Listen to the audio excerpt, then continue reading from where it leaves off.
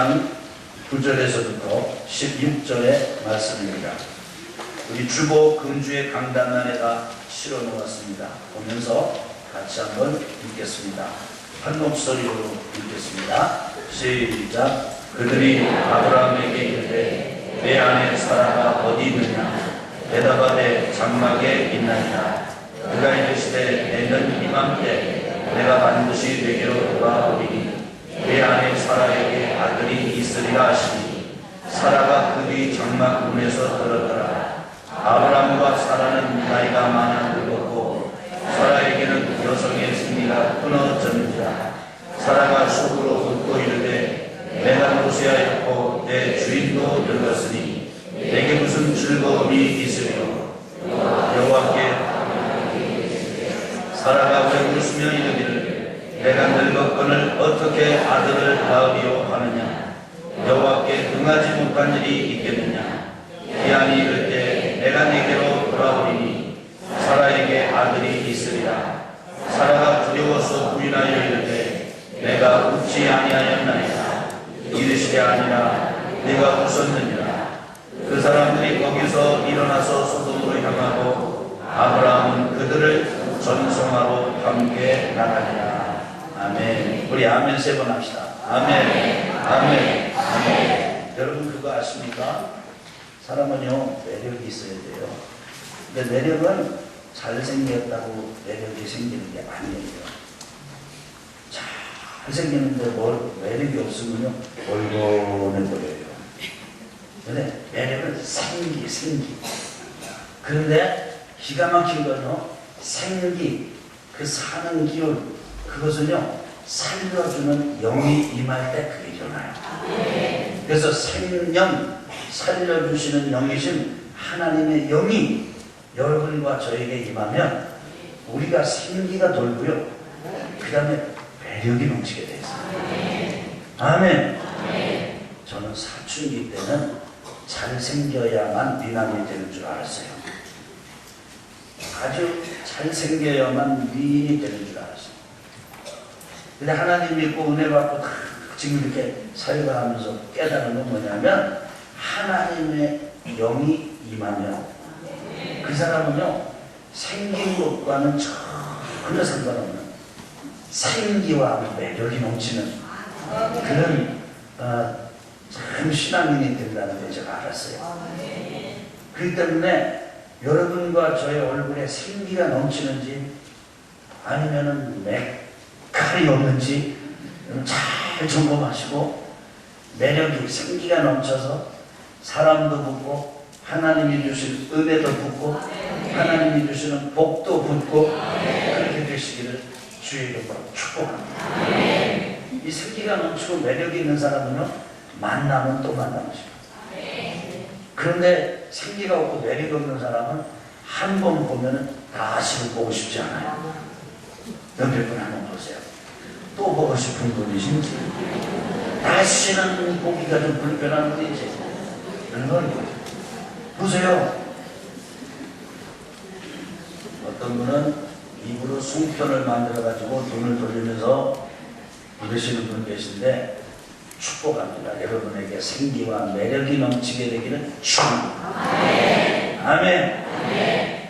이 생기와 매력이 넘치면요 뚱뚱이는 그렇게 이뻐 보일 수가 없어요. 너무 얼마 전에 우리 그 셀 목자들하고 저기 가평에 우리 목자에 나가 다녀왔잖아요. 근데 그 유머를 하시는 여자분이 오셨는데 하하하 웃으면서 나오는데 보니까 그분이 보니까 좀 하더라고요. 그런데 나와서 강의를 하는데 어쩌면 그렇게 귀엽고 어쩌면 그렇게 이쁜지 내가 그분 보고 반했어요. 그때 하도 웃어가지고 지금까지 안 웃어도 그때 웃음으로 다 돼. 그만큼만 웃고 왔습니다. 저는 오늘 이 시간에도 하나님께서 여러분과 저에게 이런 매력, 생기의 은혜를 내려주시기를 주님의 이름으로 축원합니다. 아멘. 오늘 한번 창세기 17장부터 읽어가면서 좀 보겠습니다. 우리 17장 1절입니다. 시작. 아브라함이 99세 때에 여호와께서 아브라함에게 나타나서 그에게 이르시되 나는 전능한 하나님이라 너는 내 앞에서 행하여 완전하라. 아브라함이 99이 되었을 때 하나님께서 아브라함에게 직접 나타나셔가지고 나는 전능하신 하나님이다. 여러분, 하나님이 자신을 소개하는데 아브라함에게 나는 전능한 하나님이다. 전능한 하나님이다. 이렇게 말씀하십니다.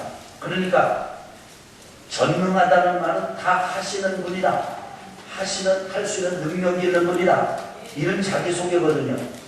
그러면서 너는 내 앞에서 행하여 완전하라. 이렇게 말씀하십니다. 그러면서 좀 건너뛰면은요, 이름을 바꿔주시고, 보니까 여기 보세요. 4절 5절 시작. 보라, 내 언약이 너와 함께 있으니 너는 여러 민족의 아버지가 될지라. 이제 부르는 내 이름을 아브라함이라 하지 아니하고 아브라함이라 하리니 이는 내가 너를 여러 민족의 아버지가 되게 함이니라.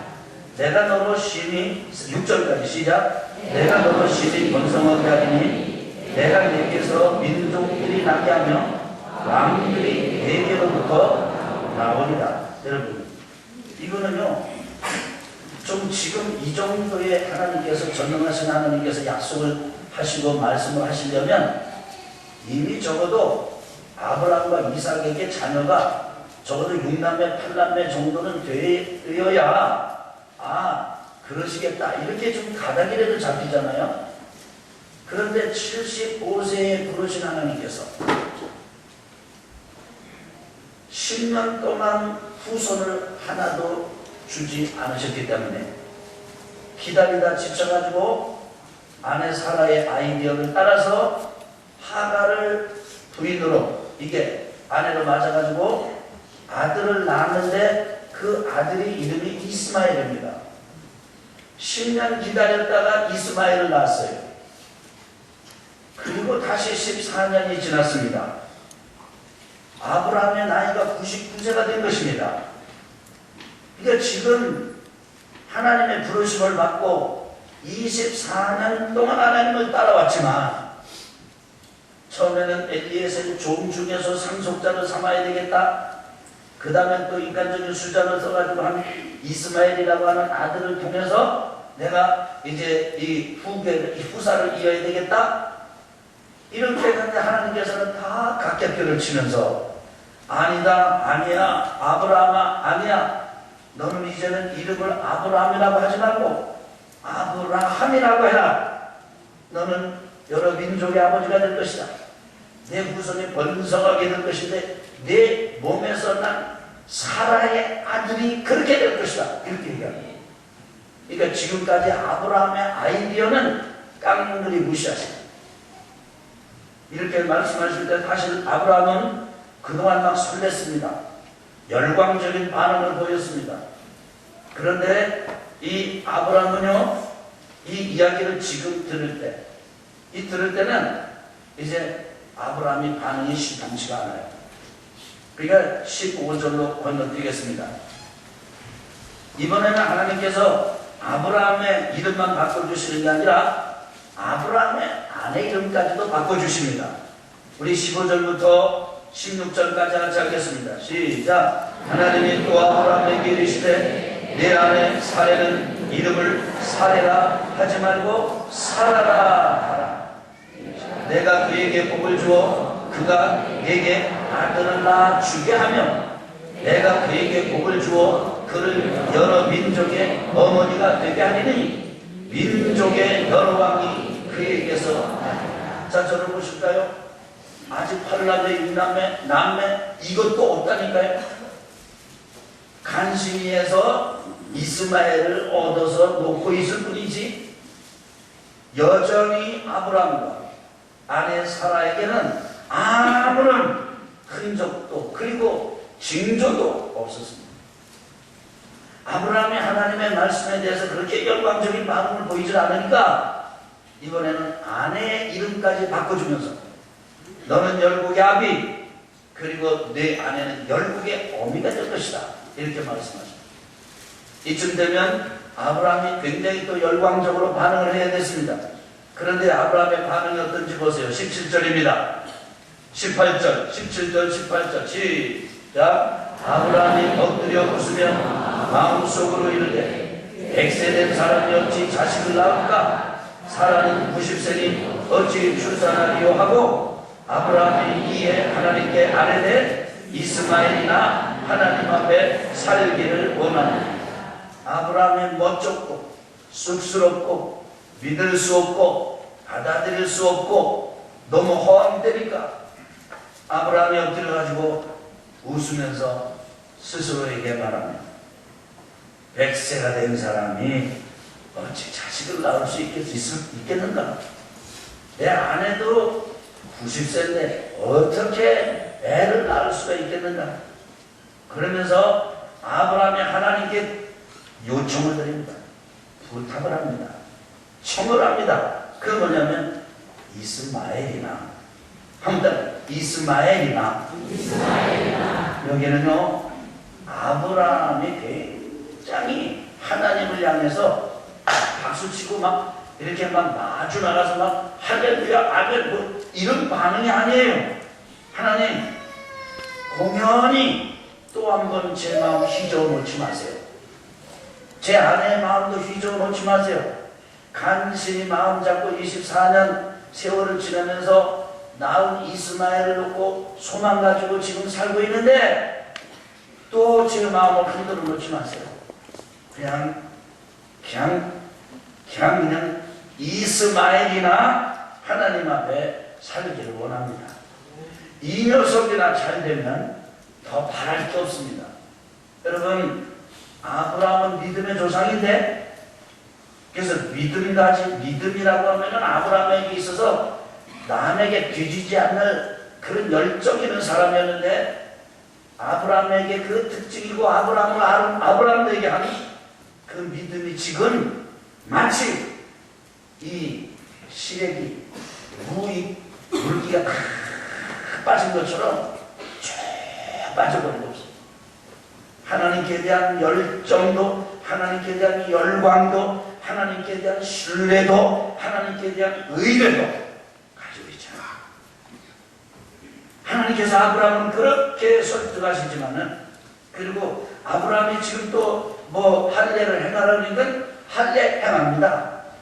그렇지만은 심령은 더 이상 불붙어 있지 않아요. 18장으로 한번 건너뛰겠습니다. 하나님께서 아브라함에게 말씀하신 그게 좀 시답지 않으셨던 것 같아요. 아브라함의 반응에 하나님께서 만족하지 않으셨습니다. 그래서 18장에 보면은 1절 같이 한번 읽겠습니다. 시작. 여호와께서 마므레 상수리 나무들이 있는 곳에서 아브라함에게 나타나시니라. 날이 뜨거울 때에 그가 장막문에 앉아 있다. 하나님께서 다시 한번 아브라함에게 다시 한번 나타나셨어요. 이때는 혼자 오신 것이 아니라 일행과 같이 오셨습니다. 2절입니다. 시작. 눈을 들어본즉 사람 셋이 맞은편에 서 있느니라. 그가 그들을 보자 곧 장막문에서 달려나가 영접하며 몸을 땅에 굽혀. 여러분 아브라함은요 손님이 지나치는데 범상치 않은 손님이 지나치는 것을 보고 놓치지 않았습니다. 아브라함은 매우 훌륭한 예절이 바른 사람이었습니다. 매우 훌륭한 이웃이었습니다. 매우 훌륭한 사회인이었습니다. 그래서 그들을 집으로 모셔드립니다. 접대를 하는데 얼마나 열심히 접대를 하는지 3절부터 8절까지를 보겠습니다. 같이 읽겠습니다. 시작. 이르되 내 주여 내가 주께 은혜를 입었사오면 원하건대 종을 떠나 지나가지 마시옵고 물을 조금 가져오게 하사 당신들의 발을 씻으시고 내가 떡을 조금 가져오리니 당신들의 마음을 상쾌하게 하시는 지나가소서. 당신들이 종에게 오셨음이니이다. 그들이 이르되 내 말대로 그리 하라. 아브라함이 급히 장막으로 가서 사라에게 이르되 속히 고운 가루새 수알을 가져다가 반죽하여 떡을 만들라 하고 아브라함이 또 가축대 있는 곳으로 달려가서 기름지고 좋은 송아지를 잡아 하인에게 주니 그가 급히 요리하니라. 아브라함이 엉긴 젖과 우유와 파인이 요리한 송아지를 가져다가 그들 앞에 차려놓고 나무 아래 모셔섬에 그들이 우리가 떠겠습니다. 송아지 잡았습니다.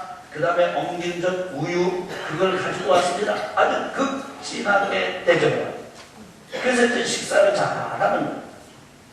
그러면서 이제 그 사람들이 아브라함에게 말을 하는데, 아브라함을 찾아왔지만은 아브라함이 아니라 아브라함의 아내 사라를 찾습니다. 9절입니다. 시작. 그들이 아브라함에게 이르되 내 아내 사라가 어디 있느냐? 대답하되 장막에 있느냐. 내가 너하고 얘기하고 싶어서 온 게 아니고 내 아내한테 할 말이 있어서 내가 왔다. 그러니까 내 아내가 지금 어디 있느냐? 17장에서 아브라함을 찾아오신 예수님 하나님, 이번에 18장에서는 천사들과 함께 아브라함을 찾아와서 아내 사라를 찾습니다. 그러면서 사라에 대한 메시지를 줘요. 10절입니다. 시작. 그가 이르시되 내년이 만때 내가 반드시 내게로 돌아오리니 내 아내 사라에게 아들이 있으리라 하시니 사라가 그 뒤 장막 문에서 들었다. 내년이 만때 따라합시다. 내년이 만때 내가 반드시 내게로 돌아오리니 내 아내 사라에게 아들이 있으리라. 이 이야기를 그 장막문에서 사라가 듣습니다. 그러니까 사라가 어떻게 반응을 하는지 보실까요? 11절, 12절 같이 읽겠습니다. 시작. 아브라함과 사라는 나이가 많아 늙었고 사라에게는 여성의 생기가 끊어졌는지라. 사라가 속으로 웃고 이르되 내가 노쇠하였고 내 주인도 늙었으니 내게 무슨 즐거움이 있어. 아브라함 남편도 웃었는데 이제는 아내 사라도 웃습니다. 남편도 웃고 아내 사라도 웃고 먼저 만난 사람도 웃고 조금 후에 만난 아내도 웃고, 가만히 보니까 하나님께 대한 신뢰가 바닥에 납니다. 믿음이 땅에 떨어진 것입니다. 여러분, 실수하는 것을 보고 실패하는 걸 볼 때 사람들은 잘 모르는 영역에서 실수하고 실패할 것 같지요? 아니에요. 치명적인 실수와 실패, 그 사람의 인생을 뒤틀어 놓는 실수와 실패는 익숙한 것, 잘하는 것에서 실수와 실패를 함으로써 그런 치명적인 어려움을 겪습니다. 예를 들자면 이런 것입니다. 중국말을 잘하는 사람은 못하는 일본말의 실수, 실패를 하는 게 아니라 중국말이 실수하고 실패할 때 치명적입니다.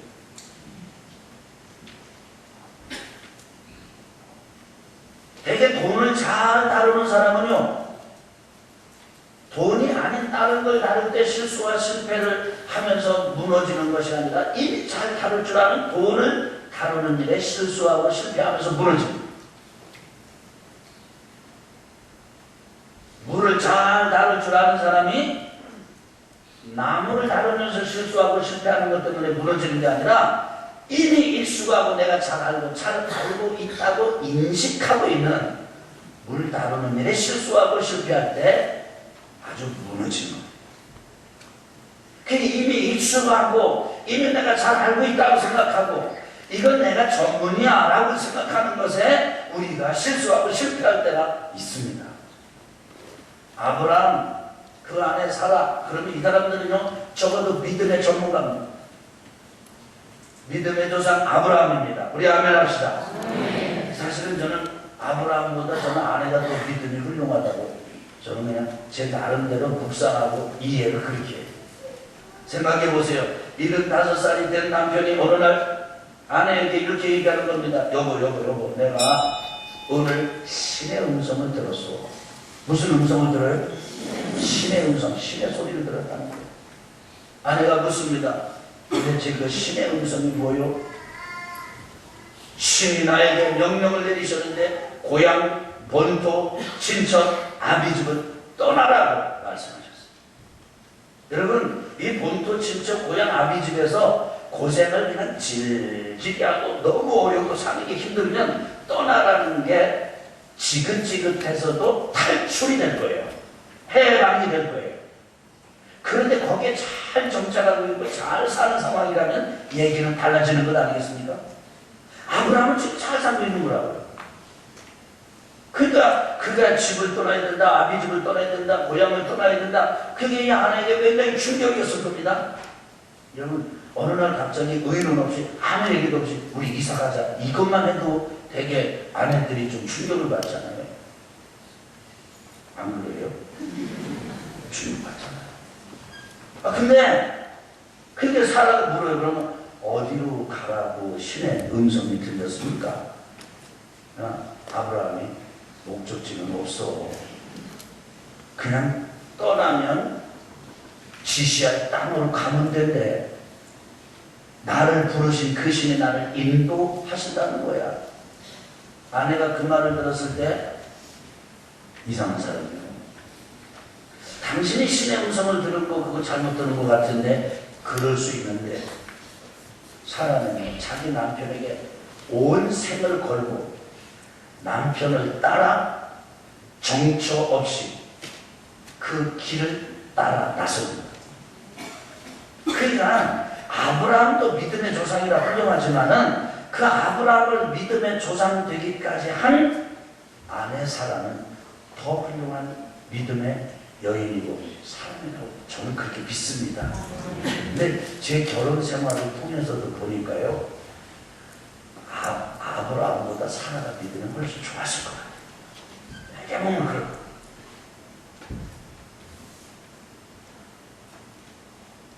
제가 설명을 잘못했는지 여러분이 별로 그게 공감하는 그런 분위기가 아니어서 제가 좀 싸합니다. 저 굉장히 아주 기도하면서 준비하거든요. 아니 저는요, 하나님이 이 아버지시고 남성이 되는 것을 나는 확신하는 이유가 한 가지가 있는데, 하나님은 제 기도보다는 제 아내 기도를 더 많이 들으세요. 첫 번째 목회 나갈 때도 제 기도를 듣지 아니하시고 작정 기도한 제 아내의 기도를 들으셨습니다. 대부분이 그래요. 그래서 어쩔 때 하나님 앞에 내가 서운해.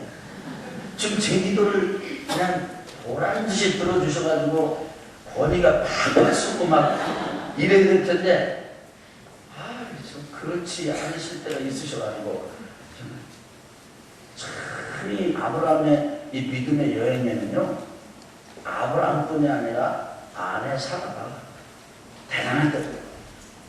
그런데 그 남편 아브라함도 믿음이 뚝 떨어져. 그 다음에 그 아내 사라도 믿음이 뚝 떨어져. 아무런 믿음을 가지고 있잖아. 이제 무서워.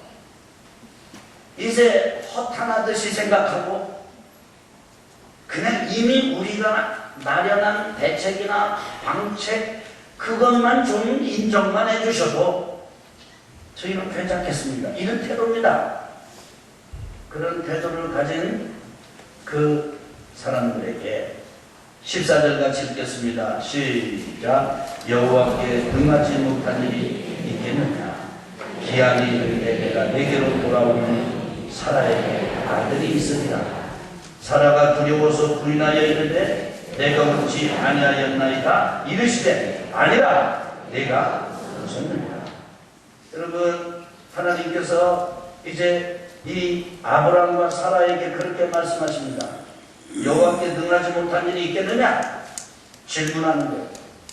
여호와께 능하지 못한 일이 있겠어? 천사가, 이 구약을 읽어보면요, 천사가 하는 말이 하나님이 하시는 말씀으로 이렇게 되기도 하고, 그 다음에 또 하나님께서 하신 말씀이 하나님의 말씀으로 나오기도 하고, 그렇게 서로 교차적으로 나올 때 있습니다. 천사가 한 말이든 하나님께서 하신 말씀이든, 그래서 하나님께서 아브라함과 사라에게 던지신 질문이에요. 여러분과 제가 하나님의 살아계심을 믿습니다. 아멘. 예수님이 하나님의 아들이신 걸 믿습니다. 아멘. 예수님께서 죄인인 여러분과 저의 죄를 악을 짊어지시고 십자가에 달려 돌아가신 것을 믿습니다. 죄 없으신, 하나도 죄가 없으신 예수님께서 죄 많은 여러분과 저를 대신해서 십자가에 달려 돌아가신 것을 믿습니다. 그 예수님께서 3일 만에 죽은 자 가운데서 부활하신 것도 믿습니다. 하나님 보좌 우편에 계시는 것도 믿습니다. 우리가 마음의 문을 열고 죄인이라고 고백하고 예수님을 주님으로 모셔드렸더니 성령이 임하셔서 우리 인생의 주인이 되어주시는 것도 믿습니다. 그 예수님께서 우리를 천국까지 인도하시는 것도 믿습니다. 그래서 여러분과 제가 하나님의 자녀가 되고 하나님을 아버지라고 부르게 된 그 근거, 그 기초, 그 반석은 다른 게 아니라 믿음입니다. 이렇게 나와서 예배 드릴 수 있는 것도 믿음, 찬양할 수 있는 것도 믿음, 기도할 수 있는 것도 믿음, 여러분과 제가 하나님의 말씀을 들으면서 아멘으로 반응하는 것도 믿음. 그런데 문제는 가장 우리를 우리되게 만들고 하나님의 자녀되게 만드는 이 믿음이 바닥나니 어떻게 하면 좋습니까? 크게 안 믿어지는 거예요. 여러분, 염려가 많고 근심이 많고 두려움이 많고 불안이 많습니다. 그 염려와 근심과 두려움과 불안이 어디서 온 거죠? 우리는 상황에서 왔다고 생각합니다. 형편이 그러니까 그렇다고 생각합니다. 그런데 하나님의 진단은 다릅니다. 여기 아브라함과 사라가 이미 늙어가지고 끝났잖아요. 이 생리적인 이 능력에서는 끝이 났잖아요. 이들이 하나님을 신뢰하지 않는 이유는 그 상황을 보니까 한 거예요. 지금까지 삶의 형편을 보니까 그런 거예요. 이미 내 병, 예를 들자면 내 병은 깊어지고 있고 나와 그 사람과의 관계는 회복의 가능성이 보이기보다는 안 보이는 쪽으로 점점점 벌어지고 있고 사업은 점점점 내려가고 있고 빚은 이자에 이자를 쳐서 더 늘어나고 있고 상황을 보니까 이게 될 게 아니에요. 하나님께서 그런 여러분과 저에게 그래서 하나님의 자녀된 근본이 믿음임에도 불구하고 그 믿음이 없어서 근심하고 믿음이 없어서 두려워하고 믿음이 없어서 불안해하고 믿음이 없어서 긴장되고 경직되는 여러분과 저를 향해서 하나님 말씀하십니다. 한번 따라합시다. 여호와께 능하지 못한 일이 있겠느냐. 저는 이 부분을 묵상하면서 이 질문은요, 그 하나님 아버지의 중심이 뭐냐면 이런 질문이라고 제가 이해를 했습니다. 한번 따라합시다.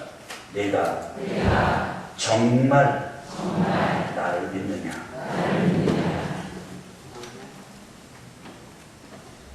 여호와께 능하지 못한 일이 있겠느냐? 이 말씀은 진짜 너 나를 믿어?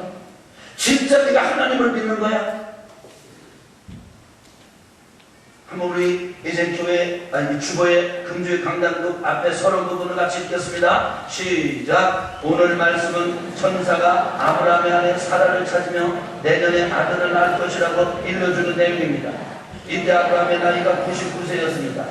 그런데 아들 이야기만 나왔다면 열광적인 반응을 보이던 아브라함 부부가 지금은 아주 시큰둥합니다. 심지어 아내 사라는 어이가 없다는 듯 웃기까지 했습니다. 그럼에도 불구하고 천사의 메시지는 흔들림이 없습니다. 여호와께 능하지 못한 일이 있겠느냐? 이는 내가 정말 하나님을 믿느냐는 뜻으로 여기에는 어떤 상황 속에서도 신앙의 근본을 되짚어보게 하는 우리를 향하신 하나님의 도전이 담겨 있습니다. 아멘. 우리 아멘 세 번 합시다. 아멘. 아멘. 아멘. 지금 혹시 더우신가요? 지금 에어컨 틀어가지고 좀 괜찮으실 텐데요. 근데 눈에 좀 힘을 좀 주세요. 앞에서 뵙기가 좀 불편합니다. 여러분 마음의 힘을 가지세요. 그리고 믿음을 행사하세요. 그래서 여러분 오늘 여러분과 저를 향해서 하나님 말씀하시는데 너 정말 나 믿어? 너 정말 나 믿느냐고? 너 정말 나를 믿는다면 왜 그렇게 근심하고 왜 그렇게 두려워하고 왜 그렇게 불안해하고 왜 그렇게 염려하고 왜 그렇게 초라하게 있지? 자, 첫째 우리 같이 한번 읽겠습니다. 시작. 소망이 사라져서도 너는 나를 믿느냐. 같이 읽을까요? 소망의 반대는 절망입니다. 절망은 실망이 반복될 때 일어납니다. 아브라함은 부르심 받는 순간부터 후손과 번역의 약속을 받았습니다. 그 약속은 황홀했습니다. 큰 민족, 땅에 티끌같이 셀 수 없는 많은 후손들이 누릴 동서남북의 모든 보이는 땅, 하늘에 뜨는 별. 아브라함은 믿었고 나중에 하나님은 부부 이름까지 바꾸어 주셨습니다. 아브라함에서 아브라함으로, 사라에서 사라로. 하지만 24년을 기다리는 세월 동안 부부 둘 다 아들을 낳기에는 이미 너무 늙어 버렸습니다. 우리도 그럴 때가 있습니다. 그래도 믿어야. 우리 따라합시다. 그래도 아멘이다. 그래도 아멘이다. 예를 들어서 여러분과 제가 가졌던 모든 관계의 끈이 다 끊어져 나가가지고 이제 마지막에 가닥 하나, 뭐 더 이상 소망을 줄 형편이 아니에요. 그래도 하나님께서 우리를 통해서 일하신다는 것만 말씀하신다면 우리는 아멘 해야 합니다. 아멘. 전 그걸 믿습니다. 예를 들어서 우리가 신앙생활을 30년, 40년, 50년을 한다고 칩시다. 그런데 신앙생활에서 여러분과 제가 30년 하고 이 땅을 떠나는데 29년은 실패를 했어요. 그런데도 하나님께서 오셔가지고 여러분과 저에게 여호와께 능하지 못할 일이 있겠느냐 말씀 듣고 깨닫고 아멘하면서 돌이켜가지고 하나님의 은혜를 누린다면 29년을 죽을 쏘서 남은 1년 한 해 동안에 감당하는 사역의 은혜가 이 지금까지 못했던 것 훨씬 능가하고 덮어버리고 초월하고 그리고 훌륭할 수 있다는 사실을 저는 믿습니다. 아멘. 그렇기 때문에 여러분, 사랑하는 성도 여러분, 저는 이 말씀을 제 자신에게도 전합니다. 그리고 여러분에게도 강력하게 전합니다. 다 끝난 것 같아요. 소망이 없어도, 죽을 것 같아도, 망한 것 같아도, 우리 하나님 능하신, 전능하신 하나님께서 우리를 통해서 역사하실 것을 믿읍시다. 하나님께서 아브라함에게 자기를 소개하시는데 자꾸 전능하신 하나님이에요. 전능한 하나님이에요. 두 번째 같이 읽겠습니다. 시작. 실패했어도 너는 나를 믿느냐. 기다림 속에서 약속의 성취가 지연될 때 대부분 인간적인 방법을 강구하고 실행합니다. 아브라함의 경우도 마찬가지입니다.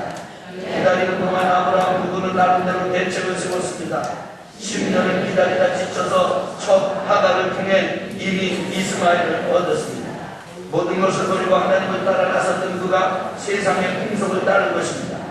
종 엘리에셀을 후계자로 염두에 두었던 아브라함 부부에게 이스마엘은 훨씬 더 큰 안심을 주었을 것입니다. 그러나 그날 강구한 인간적인 방책은 아브라함 평생 엄청난 고통을 주며 찔러대는 가시가 되었습니다. 안정감과 동시에 고통을 주는 죄악의 결실만큼 사람을 괴롭히는 것도 없습니다. 그래도 우리는 하나님을 믿어야 합니다. 아멘. 자, 저를 보시고요. 구원은 하나님의 자녀가 되는 것은, 천국 백성이 되는 것은 우리의 공로 때문에 되는 게 아니고 예수 그리스도를 믿는 믿음으로 인해서 주어지는 것입니다. 우리 인생이 망하는 것도 우리가 실패하고 잘못한 것 그것 때문에 망하는 것이 아니라 실패하고 내가 잘못했어도 하나님이 나를 써주시고 회복시켜 주시리라고 하는 사실에 대한 믿음을 잃어버릴 때 망합니다. 여러분과 저에게 성령께서 이 진리를 알려주시기를 기도하고 축복합니다. 그렇습니다. 그러니까 여러분과 제가 어떤 상황 속에 어떤 실패와 어떤 어려움을 경험하고 있을지라도 그 실패 속에서도 하나님을 정말 믿는 믿음의 사람이 되시기를 주의 이름으로 축원합니다. 축원합니다. 그래서 소망을 잃어버렸어도, 소망이 없어도 믿어야 하고, 실패했어도 어떻게 보면 다른 사람이 나를 알기 이전에 내가 나를 잘 알잖아요. 그래서 내가 나에게 점수를 줄 수 없고 내가 나를 인정할 수 없는 그런 상황에 있습니다. 내가 봐도 나를 쓸 수 없지만 그러나 여호와께는 능하지 못한 일이 없다. 그 전능하신 하나님께서 이런 나도 바꾸어 주실 것이다. 내 인생도 돌려주실 것이다. 여러분, 내가 나를 만나서는 소망이 없지만 내가 하나님을 만나면 소망이 있는 것 아니겠습니까? 우리 믿으시면 아멘 합시다. 세 번째 같이 읽겠습니다. 시작. 식었어도 너는 나를 믿느냐. 하나님의 약속을 받지 못했다고 해서 아브라함은 함부로 살지 않았습니다. 예절은 바르고 가족에 대한 책임감은 강했습니다. 훌륭한 이웃이고 사회인이었습니다. 그러나 하나님을 향한 열정적인 마음은 더 이상 없었습니다. 싸늘하게 식었습니다. 그간 추구했던 모든 것은 비상식인 허황된 꿈처럼 여겨졌습니다. 성도들에게 가장 무서운 것이 이런 영적 침체입니다. 영적 침체는 발버둥 치면 칠수록 더 깊이 빠져가는 늪과 같습니다. 허탄한 우습을 지는 사람과 같은 경험이 우리에게도 있습니다. 하나님께서 물으십니다. 내가 나를 정말 믿느냐? 정말 믿느냐? 히브리서 11장에 보면은 믿음장이 나오는데 거기서 소개하는 사라의 인생의 결론은 믿을 수 없는 형편이지만 믿음의 여인으로 소개합니다. 그러니까 아브라함과 아내 사라가 경험했던 이런 영적 침체는 과정의 도구죠. 결론은 믿음으로 일어난 것입니다. 그래서 하나님께서 100세가 되었을 때 사라의 태를 열으셨고 기적을 행하시고 새 생명을 주신 것이죠. 믿음의 조상 아브라함 부부에게도 이런 영적 침체가 있었다는 사실을 여러분과 제가 기억하면서 식었어도 우리 주님을 믿고 일어서는 여러분과 제가 되기를 주님의 이름으로 축원합니다. 제가 설교문을 작성을 하면서 식었어도 너는 나를 믿는데 자꾸 웃음이 나와요. 이 식었어도 너는 나를 믿는 이 표현이 너무 좀 촌스럽잖아요. 이거 문장 괜찮죠? 소망의 반대는 절망입니다. 절망은 실망이 반복될 때 일어나는. 얼마나 잘 썼어요. 여러분은 별로 모르게 참 감동이 없지만은 저는 그 두 문장 기가 막혀요. 소망의 반대는 절망입니다. 절망은 실망이 반복될 때 일어납니다. 내 스스로 이거 참 잘 만들었다. 그런데 식었어도 너는 나를 믿느냐. 이거 너무 촌스럽다. 이거야말로 이게 시골스럽다 그러면 양촌미 스타일이라고 그러더라고요. 너무 좀 그래서 이거 좀 세련된 말로 좀 바꿀 수 있는 말이 없을까?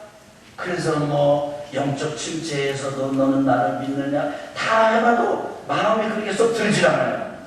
내가 제목을 내가 좀 촌스럽게 좀 보이고 그래도 식었어도 너는 나를 믿느냐 그렇게 만들었습니다. 성도 여러분, 여러분의 열정이 식어버린 순간이 있었지요?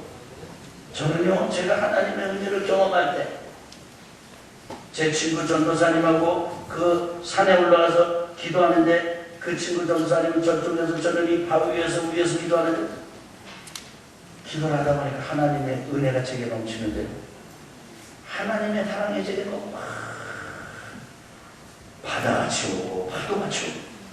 그래서 저는 그 장면에 대해서 제 표현하기는 그냥 그렇게 합니다. 하나님의 사랑이 내게로 왔다. 좀 그렇게 진짜 하나님의 사랑이 내게로 왔어. 그 사랑은 내 속에 있는 게 아니에요. 하나님의 사랑이 진짜 큰 파도처럼 제 속에 몰아닥치면서 제 속에 기쁨이 생기고요. 감사가 생기고 너무너무 좋은 거예요. 그래가지고 제가 엎어져가지고 좋고 뒤집어져도 좋고 바위 위에서 막 이래도 좋고 그냥 좋아요. 너무너무 좋아요. 너무너무 기뻐요. 난 그 시간만 계속 됐으면 좋겠어요. 정도는 다르고 장소는 다르고 경험의 양태는 다를지라도 여러분도 신앙생활하면서 마음의 평안을 느꼈거나 혹은 기쁨을 누렸거나 깨달음을 가졌거나 그런 순간이 있었잖아요. 그러면서 가졌던 하나님을 향하여 타는 열정, 불 그게 있었는데 그게 하나님 없었던 사람은 그게 뭔지 몰라요. 근데 있었던 사람에게는요, 그거가 사라지면 견디지 못해요. 근데 그게 다 사라져버렸어요. 방언하면서 기쁨도, 있었던 기쁨도 사라져버리고, 기뻐하면서 방언 기도하던 그 기쁨이 다 사라져버리고, 지금은요 마치 유난히 없는 그 발동기 돌아가는 것처럼 방언 기도를 해도 뻑뻑하고 가라앉아 있고 메말라. 그냥 가서 예배 드리기만 해도 마음에 평안함이 있었는데 평안함이 아니라 무거운 게 없어. 막 살아나는 것 같았는데 살아나는 게 아니라 예배 드리면 졸고 식었어요. 근데 중요한 거 뭐냐면 식었어. 전능하신 하나님을 믿어야 될 줄 믿습니다. 지금은 내가 꺼진 연탄불 같아 보여도 하나님이 다시 불을 붙여주시면 나는 불이 될 것이다. 나는 불이 붙을 것이다. 하나님께서 나를 사용해 주실 것이다. 이런 믿음을 가질 필요가 있습니다. 왜냐하면 하나님은 살아계신 전능자이시기 때문에 그렇습니다. 결론의 말씀 같이 읽어보겠습니다. 100세의 아브라함의 아내 사라에게 아들 이삭을 주셨습니다. 이처럼 하나님은 살아계신 분입니다. 전능하신 분입니다. 우리를 다 아시되 우리의 형편을 외면하지 않으시고 돌보시며 인도하시는 분입니다. 어떤 상황 속에 있을지라도 여전히 하나님을 경배하고 찬양하며 섬기면 버려두지 않으시고 우리를 통하여 반드시 하나님의 나라가 이루어지도록 역사하실 것입니다. 가장 힘들 때 하나님을 향한 가장 큰 믿음이 필요합니다. 우리의 방 되시며 큰 상급이 되시는 그 하나님의 임재와 영광을 사모하는 성도들이 되시기를 축복합니다. 성도 여러분, 건강의 위기가 왔습니까? 하나님이 전능하신 분이십니다. 여호와께 능하지 못할 일이 있겠느냐? 사업이 바닥을 치고 있습니까? 여호와께 능하지 못할 일이 있겠느냐? 전능하신 하나님께서 살아계십니다. 여러분, 관계가 깨져서 더 이상 회복의 가능성이 없습니까? 전능하신 하나님이 계십니다. 여러분과 저의 인생의 변화의 여력이 전혀 보이지 않습니까? 전능하신 하나님이 함께 하십니다. 살아계신 하나님이 계십니다. 그 하나님께서 여러분과 저를 일으켜 주실 것입니다. 그 하나님께서 일으켜 주시면 바람 빠졌던 풍선이 바람이 들어가가지고 둥둥둥 뜨는데 밑에서 잡아 다녀도 뜨는 것처럼 세상이 감당치 못하고 인생이 감당치 못할 불같은 열정이 여러분과 저에게 붙어서 하나님의 나라와 의를 위하여 열방성결을 위하여 지금 쓰임받는 날이 올 줄로 믿습니다. 우리 그 믿음 가지고 승리하시는 한 주간이 되시기를 주의 이름으로 축원합니다. 끝났다고 말하지 마십시오. 죽는다고 말하지 마십시오. 소망이 없다고 말하지 마십시오. 내 인생의 결론이 실패였다라고 말하지 마십시오. 나는 식어버렸다 말하지 마십시오. 아멘이라고 외치십시오. 하나님께서 여러분과 함께 하시고 임재하시고